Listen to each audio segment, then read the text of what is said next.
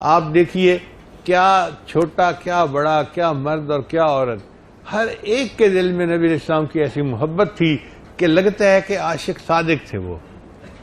چنانچہ ایک مرتبہ نبی علیہ السلام نے ارشاد فرمایا کہ جہاد کے لیے تیاری کرو۔ اب مدینے کے ہر گھر میں عورتیں اپنے مردوں کو جہاد کے لیے تیار کر رہی ہیں۔ ایک گھر ایسا بھی تھا کہ جہاں پہ ایک عورت تھی اور اس کا ایک چھوٹا بیٹا تھا۔ اس کا خامند پہلے جہاد میں شہید ہو چکا تھا، گھر میں کوئی مرد نہیں تھا۔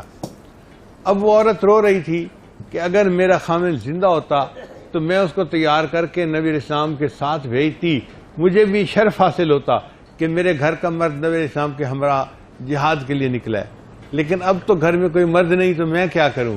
اب وہ رو رہی ہے۔ جب رو رو کے ہلکان ہو گئی تو اس نے اپنے بچے کو اٹھایا، سینے سے لگایا اور مسجد نبوی میں آ گئی۔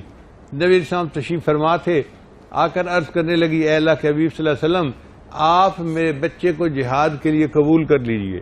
نبی علیہ السلام نے فرمایا کہ یہ بچہ جہاد میں کیسے شریک ہو سکتا ہے؟ اے اللہ کے حبیب صلی اللہ علیہ وسلم، جس مجاہد کے پاس ڈھال نہ ہو آپ میرا بچہ اس کو دے دیں، تاکہ جب دشمن تیر برسائے تو وہ مجاہد تیروں سے بچنے کے لیے میرے بیٹے کو آگے کر دے، میرا بیٹا دشمن کے تیروں کو روکنے کے کام آ سکتا ہے۔ آج بچے کو کانٹا چبھے ماں سے برداشت نہیں ہوتا، اور یہ ماں اپنے بچے کو پیش کر رہی ہے کہ دشمن کے تیروں سے بچنے کے لیے میرے بیٹے کو آگے کر دے، میرا بیٹا دشمن کے تیروں کو روکنے کے کام آ سکتا ہے۔ یہ محبت نبی علیہ السلام کی تھی ان کے دل میں، کیا مرد اور کیا عورتیں، کیا بچے اور کیا بوڑھے۔ چنانچہ سیدہ اسماء رضی اللہ عنہا کا واقعہ کتابوں میں لکھا ہے کہ جب پہلے دن وہ غار ثور میں کھانا دے کر چلی گئیں، دوسرے دن آئیں تو ان کے ماتھے پہ زخم کا نشان بھی تھا اور وہ بڑی اداس، غمزدہ، ڈپریس لگ رہی تھی۔ نبی علیہ السلام نے پوچھا، اسماء آج تم بڑی غمزدہ نظر آ رہی ہو، خیریت تو ہے، کیا ہوا؟ کہنے لگی، اے اللہ کے حبیب صلی اللہ علیہ وسلم، کل جب میں آپ کو کھانا دے کے واپس جا رہی تھی، مکہ مکرمہ داخل ہوئی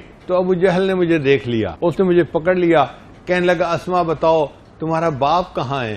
تمہارا باپ وہیں ہوگا جہاں تمہارے پیغمبر ہیں، تمہیں پتہ ہے تمہارے باپ کہاں ہیں؟ اے اللہ کے حبیب سے میں نے جھوٹ نہیں بولا، میں نے کہا مجھے پتہ ہے۔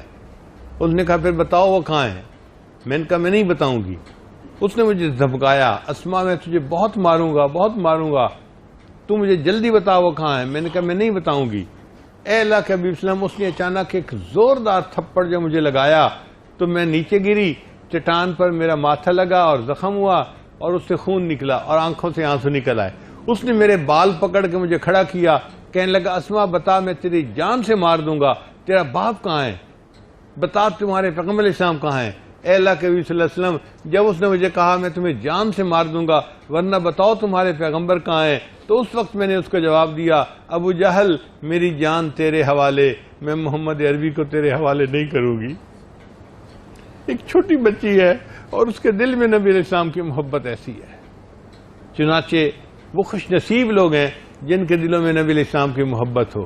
عجب چیز ہے عشق شاہ مدینہ، یہی تو ہے عشق حقیقی کا زینہ۔